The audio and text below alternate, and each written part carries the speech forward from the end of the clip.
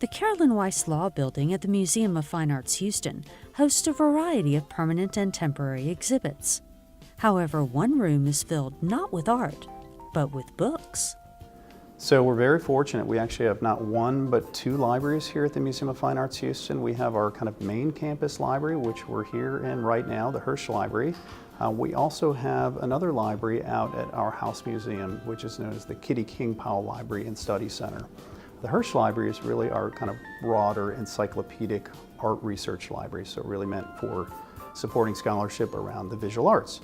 We have some really tremendous special collections here. Those are basically our rare books, and in that collection of about 175,000 volumes, we have 5,000 or 6,000 volumes that are really what we call primary resources. So for anyone who's doing more weighty scholarship, you always want to get your hands on those things that were closest to the art and the artists that were being made in that period of time. I should say that we're not only built and developed for our own curatorial staff and our own researchers here at the museum, which we do serve, and that's our first and foremost kind of patron group, trying to serve those museum professionals and make sure that they have the information at hand to do their job, to select those great works of art, to help exhibit those, and also to help interpret those.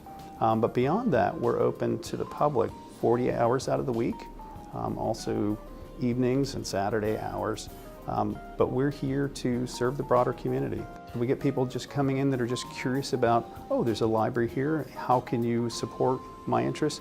We have lots of display materials that are out and ready so that someone who comes here looks at a current exhibition, we immediately have things that can connect them with those materials and kind of enrich their experience while they're here.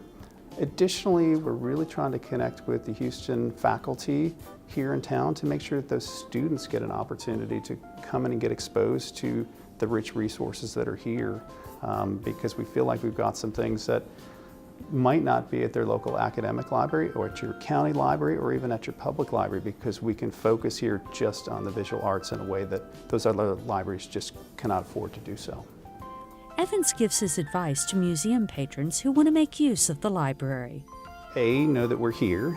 B, know that we're always free. Even when the museum might have a pay or a fee to come in, the library is always free, so you should know that. The other thing is our staff are really dedicated to service, so we would ask that anyone just be comfortable in asking us questions. We know it can be intimidating to come into museums in the first place. Sometimes it's intimidating to come into the library, but we really want people to know that we're here to help them in any way that we can. Whether that's the simplest things, again, using our library catalog, for example, trying to just find and identify those materials sometimes can be a challenge. But the things that they should really bring with them are just that kind of curiosity, that inquisitiveness.